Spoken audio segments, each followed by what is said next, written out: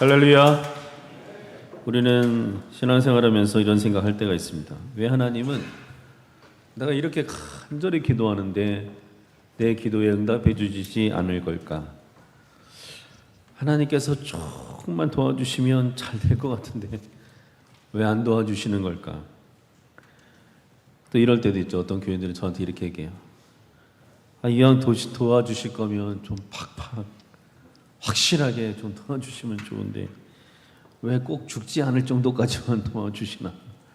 네.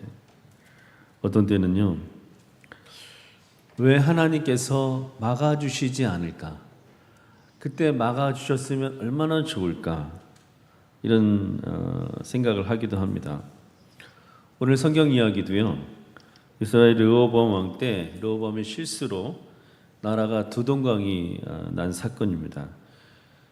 이 이야기를 우리가 들으면서 이해가 안 되는 것은 왜 하나님께서 이스라엘 나라가 그 하나님의 나라가 두 동강이가 나는데 왜 안 막아주셨을까 하는 거예요. 그렇지 않습니까, 여러분? 지금 전 세계에서 하나님을 유일하게 믿는 이 백성 이스라엘이, 하나님의 나라를 이루려는 이 이스라엘이 내분이 일어나가지고 나라가 둘로 쪼개지는데 하나님은 다 아시면서 왜 이 나라가 둘로 두 동강이 나는 것을 막아주시지 않으셨을까요? 아니, 솔로몬에게 나타나시고 다윗에게 알려주신 것처럼 꿈에 한번 나타나셔가지고 르호보암아 르호보암아 그러면 안 된다 이렇게 한 말씀 해주시면 되잖아요. 그러면은 나라가 두 동강이 안 났을 텐데, 근데 왜 하나님께서 막아주시지 않으셨을까요? 근데 오늘 이게 솔로몬의 아들이잖아요, 르호보암이. 이 아들 가만히 하는 짓 보면요, 저는 이런 생각이 들었습니다. 이 사람이 망하려고 아주 작정을 했구나, 이런 생각이에요. 망하려고 작정을 한 거예요. 이런 생각도 들어요. 나라가 이 사람이 계속 이렇게 정치했다가는 두 동강이가 아니라 나라가 멸망할 수도 있겠다. 저는 그런 생각이 들었습니다.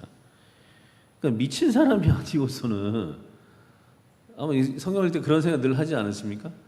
제정신이 아니고서는, 정신이 똑바로 서지 않고서는 도저히 이런 결정할 수가 없는 거예요. 오늘 성경도 보면 여로보암과 이스라엘 백성들이 와가지고 자기의 어려움을 얘기하면서 부탁하잖아요. 한번 볼까요? 오늘 읽은 말씀 앞에 있습니다. 열왕기상 12장 4절입니다. 12장 4절. 자, 우리 읽어볼까요? 시작. 왕의 아버지가 우리의 멍에를 무겁게 하였으나 왕은 이제 왕의 아버지가 우리에게 시킨 고역과 매우 무거운 멍에를 가볍게 하소서. 그리하시면 우리가 왕을 섬기겠나이다. 아멘. 솔로몬이 성전 건축할 때까지 참 좋았는데 그 다음에 성전보다 더 크고 더 좋은 왕궁을 건설했잖아요. 보통 힘든 게 아니었죠. 백성들이 세금도 어마어마하게 냈고 또 가서 노역하느라고 막 정말 죽을 지경이었던 거예요. 그 오랜 기간에. 그러니까 백성들이 너무너무 힘들었으니까, 아니 앞으로 성전 건축할 일도 없고 왕궁 건축할 일도 없잖아요. 그러니까 와가지고 세금 좀 깎아달라 그렇게 얘기한 거예요. 세금 좀 깎아달라고. 그동안 그 솔로몬 왕이 너무 많이 힘들게 했으니까 그럼 좀 들어주면 되잖아요. 지금 초창기인데 좀 들어주면 편하잖아요. 일 벌릴 것도 없으니까, 아버지가 다 해놨으니까 할 것도 없는데. 근데 이 르호보암이 제정신이 아닌 거죠. 그래서 악수 중에 악수 돈다 그러잖아요. 말도 안 되는 소리를 하는 거예요. 우리 아버지가 한 거에 나는 몇 배를 더 너에게 멍에를 매일 거라고, 너의 멍에가 더 아버지보다 더 할 거라고 뭐 그러면서 이제 호통을 쳐가지고 보내요. 그 일로 무슨 일이 벌어졌냐면, 지금 말로 말하면 폭동이 일어난 거예요. 10개 지파가 폭동이 일어난 거예요. 그래서 나라가 둘로 갈라지게 됩니다. 참 희한하죠. 왜 그랬을까요? 성경에는 르호보암이 이런 결정하게 된 몇 가지 얘기가 나오는데 오늘 두 가지만 말씀드리려고 합니다. 첫째는 르호보암의 노인 신하들의 말을 듣지 않고 젊은 신하의 말을 들어서 그랬다 그랬어요. 근데 이걸 오해하면 뭐 노인은 항상 옳고 젊은이는 틀리다 이렇게 이분법적으로 생각하면 안 됩니다. 당시에 있는 노인 신하들이 솔로몬 왕과 지혜의 왕 솔로몬 왕과 오랫동안 정치를 했기 때문에 지혜로운 사람이 많았던 거죠.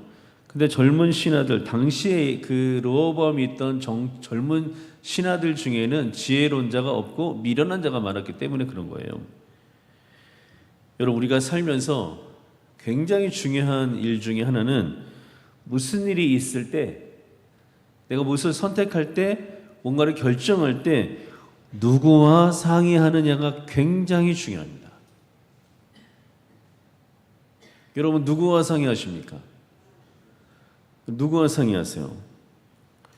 내가 어떤 일이 있을 때 무슨 중요한 일을 결정할 때 아니 짜장면 짬뽕 먹을 때는 그냥 하셔도 돼요. 커피를 마셔야 될까 차를 마실까 그건 알아서 하세요. 그런데 정말 중요한 결정할 때 내 인생에 그럴 때 있잖아요. 그럴 때 내가 누구와 상의하느냐 누구와 이 일을 의논하는 것은 굉장히 중요합니다. 그래서 그 잠언에 보면 잠언에서 반복하는 말이 나와요. 그게 뭐냐면 지혜로운 자와 동행하라는 말이에요. 한번 볼까요? 잠언서 13장 20절 다 아시는 말씀이죠. 자, 한번 읽어볼까요? 자, 시작. 지혜로운 자와 동행하면 지혜를 얻고 미련한 자와 사귀면 해를 받느니라. 아멘. 내 주위에 항상 누가 있는지 잘 봐야 된다는 거예요.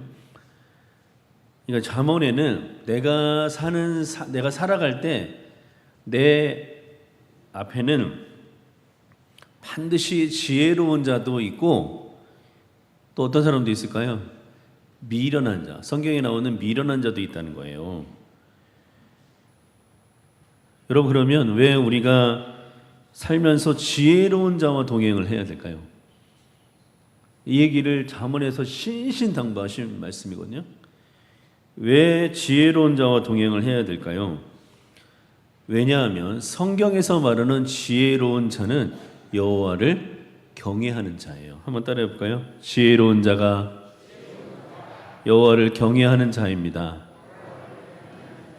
그럼 왜 여호와를 경외하는 자와 왜 동행을 해야 될까요? 잠언에서 그 답을 알려줘요. 왜냐하면 여호와를 경외하는 자에게 많은 것을 준다고 하나님 약속하셨기 때문에 그래요. 한번 볼까요?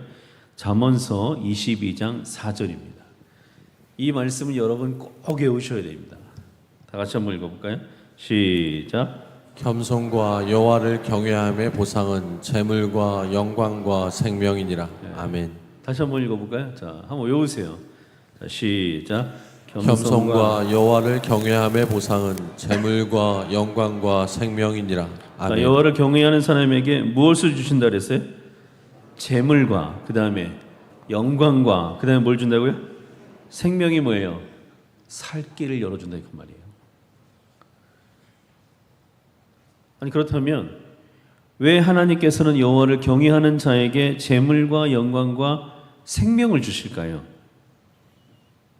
왜 그럴까요? 그 이유는 간단한데 여호와를 경외하는 사람은 늘 관심이 어디에 있을까요? 하나님을 기쁘시게 하는 데 관심이 있기 때문에 그래요. 여호와를 경외하는 사람들 마음의 중심에는 항상 무슨 마음이냐면 내가 어떻게 하면 하나님께 영광을 돌릴 수 있을까? 하나님을 기쁘시게 할까가 관심의 대상이에요. 그럼 내가 여호와를 경외하는 사람하고 같이 인생을 동행하잖아요. 내가 그 사람 옆에 붙어가지고 그 사람과 동행하잖아요. 그럼 내가 어디에 집중하면 인생을 살 수 있을까요? 하나님을 기쁘시게 하는 그런 일에 집중하면서 내가 살 수 있게 되는 거죠. 그래서 여러분 중에 우리 교인들도 많은데 여호와를 경외하며 사는 사람들이 있잖아요. 하나님을 기쁘시게 하는 그런 삶을 살기로 결단해서 그렇게 사는 사람이 내 옆에 있잖아요. 그걸 알았잖아요. 여러분이 만약에 그러면 바짝 붙어야 돼요. 그 사람 옆에 붙어야 된다. 무조건 붙어야 됩니다. 그리고 그 사람의 말을 잘 따라야 돼요. 그 사람이 내 인생에 열어주고 살 길을 열어주는, 나를 하나님께로 인도하는 은혜의 동아줄이라고 생각해야 돼요. 그리고 그 옆에 바짝 붙어서 그 사람과 함께 인생을 동행해야 됩니다. 그럼 일평생 하나님을 기쁘시게 하는 복 있는 사람이 될 것이고, 그 사람이 여러분을 천국으로 안내하고 천국에 들어갈 수 있는 그러한 사람으로 함께 신앙생활을 하게 될 것입니다. 여러분, 르호보암이요, 두 번째는 이렇게 말도 안 되는 이상한 결정을 하게 된 것은 하나님께서 그 결정을 하도록 그냥 놔뒀기 때문에 그래요. 너 한번 망해봐라. 너 한번 인생 한번 끝나봐라. 너 한번 실수해서 한번 네 인생 한번 그런 식으로 한번 해봐라 라고 하나님께서 막아줄 수 있는데, 하나님께서 개입해 줄 수 있는데, 하나님은 다 알고 있는데 개입 안 하신 거예요. 그냥 망하라고 놔뒀기 때문이라 했습니다. 한번 성경 읽어볼까요? 오늘 15절 말씀에 나옵니다. 열왕기상 12장 15절입니다. 다시 읽어볼까요? 시작. 왕이 이같이 백성의 말을 듣지 아니하였으니 이 일은 여호와께로 말미암아 난 것이라. 여호와께서 전에 실로 사람 아히야로 느밧의 아들 여로보암에게 하신 말씀을 이루게 하심이더라. 아멘. 왜 그냥 놔두셨을까요? 하나님 막아줄 수 있잖아요. 하나님께서 못하게 하실 수 있잖아요. 하나님께서 얼마든지 이 문제 해결할 수 있잖아요. 근데 왜 안 막아주셨을까요? 참 이상하죠. 왜 그랬을까요? 왜냐하면 정신을 안 차리기 때문에 그래요. 이 방법 외에는 한번 망하지 않으면, 한번 부러지지 않으면, 한번 완전히 무너지지 않으면 하나님께로 돌아올 가능성이 없기 때문에 그냥 놔둔 거예요. 이것을 신학자들은 하나님의 충격요법이라 이렇게 얘기합니다. 자기 의지가 너무 강해. 자기 생각이 너무 많아. 하나님께서 이렇게 저렇게 아무리 알려주셔도 못 알아들어. 그럼 어떻게 해요? 그래서 잘못하면 지옥 갈 수도 있고. 자기 왕, 이 르호보암은 왕이잖아요. 자기만 잘못되는 게 아니라 나라 전체가 끝날 수도 있는 거예요. 그래서 하나님께서는 그럴 때 무슨 요법을 쓰신다고요? 충격요법을 쓰는 거예요. 그래서 그 의지를 꺾으려, 그 의지가 완전히 무너질 때까지, 삶이 무너지지 않으면, 그 의지가 무너지지 않으니까 하나님이 삶을 무너뜨려 버리는 거예요. 이것도 아무나한테 쓰는 방법은 아니에요. 하나님이 정말 쓰시려고 하는 사람, 정말 사랑하는 사람들한테 이 충격요법 쓰는 거예요. 충격요법을 쓰시는 이유는 잘못된 길을 가고 있기 때문에 그래요. 하나님께 돌아오라는 거예요. 하나님께 돌아오라고 아무리 얘기해도 듣지 않으니까 하나님께서 다 뺏어버리는 거예요. 요나가 대표적인 얘기잖아요. 요나가 말 지겹게 안 들었죠. 주님께서 가라는데, 니느웨로 가라는데 다시스로 도망갔잖아요. 그래서 하나님께서 풍랑을 만나게 하셔가지고 그때 제비 뽑혔잖아요. 요나가 그때 하나님 잘못했어요, 회개했으면 요나는 바다에 안 빠졌어요. 바다에 빠졌을 때 죽을 고비 넘겼을 때 하나님 잘못했어요 그러면 물고기 뱃속에 안 들어갔어요. 그런데 이 고집이 얼마나 센지, 이 사람의 고집이라는 게 이런 거예요. 자기 삶이 다 무너져도 안 바뀌어. 그러면 어디까지 가는 거예요?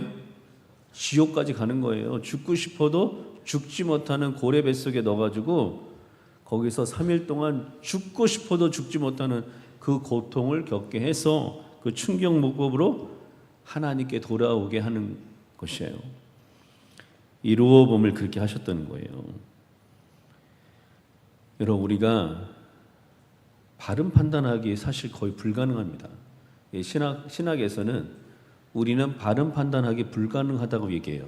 왜냐하면 우리는 전적 타락했기 때문에, 이 죄가 우리 가운데 들어온 이유로 우리는 죄 가운데 있기 때문에, 이미 타락했기 때문에 우리의 의지로 우리는 바른 판단하기가 굉장히 어렵습니다.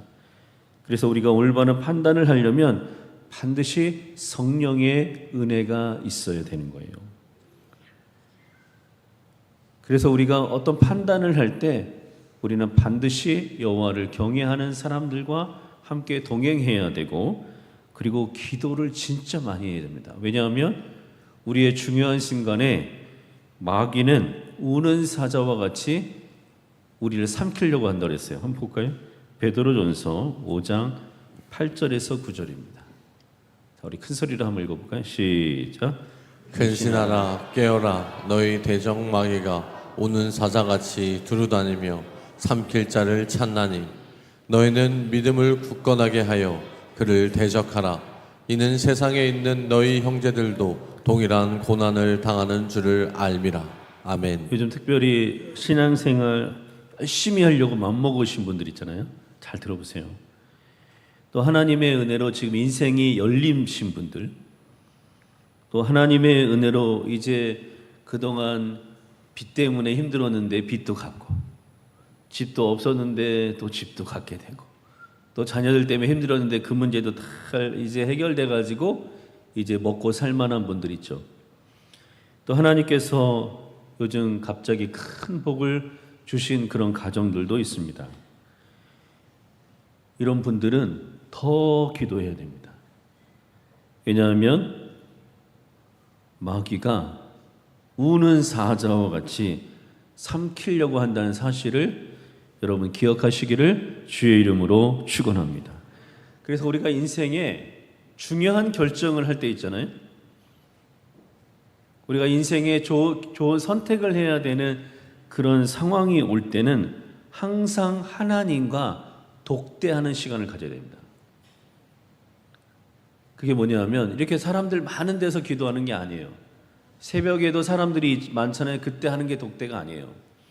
독대는 아무도 없는 곳에 나 혼자 조용한 골방에 들어가서, 아니면 교회에 오셔도 아무도 없는 그때 하나님께 기도하는 것을 하나님과 독대한다 그래요. 그리고 내가 기도하는 것을 나의 소원과 간구를 하나님께 아뢰는 게 아니라 하나님께서 지금 나에게 무엇을 하기를 원하시는지, 하나님께서 나에게 어떤 선택을 내가 하기를 원하시는지 하나님의 뜻을 듣는 기도가 독대 기도입니다.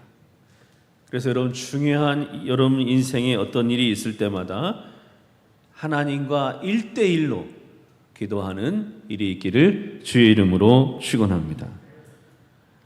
하나님께서 진짜 사랑하는 사람들은요, 어떤 때는 하나님께서 여호와를 경외하는 사람을 붙여주는 경우도 있어요.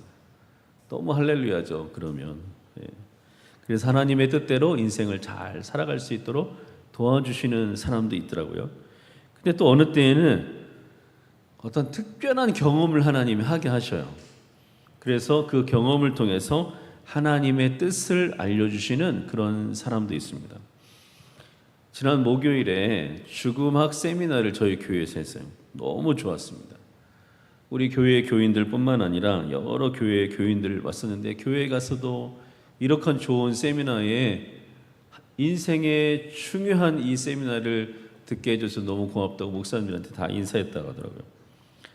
그 죽음학 세미나 때 우리 강사 목사님께서 탤런트 김혜자 씨에 관한 얘기를 한 적이 있어요. 여러분, 탤런트 김혜자 씨 다 아시죠? 네. 그 탤런트 김혜자 씨가 어느 날 관광하러 체코를 갔대요. 지인들하고. 거기서 체코의 쿠투라호라라는 성당에 간 거예요. 그 성당이 진짜 특이한 성당이에요. 근데 자, 우리 사진 한번 볼까요? 쿠투라호라 성당 한번 사진 한번 보여주세요. 자, 한번 보세요. 그 세미나 들으신 분들은 저게 뭔지 아시잖아요, 그렇죠? 저기 앞에 있는 것들이 다 뭔 것 같아요? 한번 자세히 보세요. 뭐 같아요? 다 해골이에요, 해골. 저게 다 해골이에요. 저 예수님 형상 만든 것도 다 해골이에요.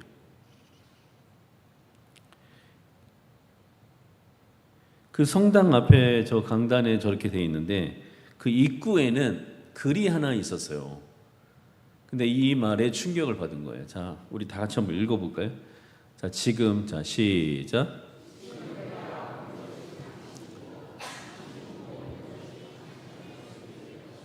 자, 다시 한번 읽어볼까요? 시작. 지금 내가 보는 것이 당신이고, 당신이 지금 보고 있는 것이 당신의 모습이, 그러니까 당신이 보고 있는 것이 당신의 뭐가 될 거라고요? 그럼 나도 나중에 뭐가 된다는 거예요? 해골된다는 거예요. 이 김혜자 씨가 그거를 보고 충격을 받은 거예요. 아, 내 인생이라는 게 결국 이렇게 가는 거구나. 한 번도 그 생각을 해본 적이 없대요. 한 번도. 그리고 나서 깨닫는 게 내가 결국 나중에 저 해골처럼 다 썩어져 없어지고 뼈만 남을 텐데 내가 지금까지 인생을 왜 이렇게 살았나. 그 인생을 다시 한번 깨닫게 된 거예요. 그리고 그날 여행을 중단해요. 그리고 한국으로 귀국했어요. 더 이상 여행의 의미가 없어요. 그리고 나서 죽음이라는 걸 알게 되니까, 죽음이라는 걸 경험하게 되니까, 죽음이 뭔지 알게 되니까 죽음에서 자기 삶을 본 거예요. 죽음에서 자기 삶을 보니까 자기가 어떻게 앞으로 살아야 될지를 깨닫게 되더라는 거예요. 그래서 그때부터 그날로 결단해요. 나는 앞으로 하나님을 기쁘시게 하는 그런 삶을 살기로 결단합니다. 그래서 전에는 돈 벌어가지고 좋은 옷, 좋은 차, 좋은 집 사고 배우로서 아주 멋진 그런 삶을 거기 사는데 자기 돈을 다 썼는데 또 자식들 좋아하는 거, 자식들 사고 싶은 거, 자식들 하고 싶은 거 거기다가 돈 내주는 즐거움으로 살았는데 그걸 싹 정리합니다. 그리고 나서 자기가 번 돈의 대부분을 가난하고 어렵고 불쌍한 사람들에게 나누고 베풀고 섬기는 삶으로 인생을 바꿔요. 지금도 TV에 보면은 그 월드비전이나 그 어려운 사람들 그런 일 하는데 봉사하는 모습으로 자꾸 나오잖아요. 그게 이때부터 시작된 거예요. 뭐가 된 거예요? 성부가 된 거죠. 지금까지 너무나 행복하게 인생을 살고 있습니다. 죽음이라는 것이 멀리 나하고는 아무 상관없는 그런 것인 줄 알았는데 저 해골이 나도 저 해골이 될 거라는 그런 것을 깨닫고 난다면서 죽음을 잘 준비해야겠다. 그런 생각이 들어서 인생을 바꿨다고 하더라고요. 전도서에 보면은 인생이 무엇인지 정의가 되어 있다 그랬잖아요. 인생이란 결국 뭡니까? 하나님께로 돌아가 선악간에 심판받는 게 우리 인생이라는 거예요. 한번 따라해 보실까요? 하나님께로 돌아가 선악간에 심판을 받는 것입니다. 그게 뭐라고요? 그게 우리 인생이라는 거예요.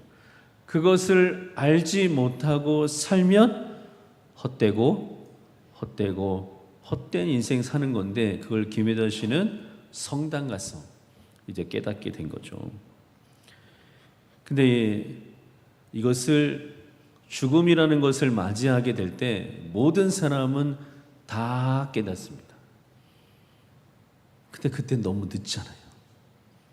그때 깨달아서 뭐 해요? 이제 죽을 건데. 여러분 이 사실을 우리가 한 살이라도 더 젊었을 때 이 사실을 깨달으시기를 주의 이름으로 축원합니다. 하나님께서 이스라엘 하나님께서 가장 사랑하는 이스라엘, 그 나라가 두 동강이 날 때 그거를 내버려 두시는 하나님 마음은 어땠을까요? 얼마나 마음이 아팠을까요? 얼마나 안타까우셨을까요? 그런데요, 오죽하면, 하나님께서 오죽하면 나라가 두 동강이 나고 망하는데 가만두시겠어요? 오죽하면.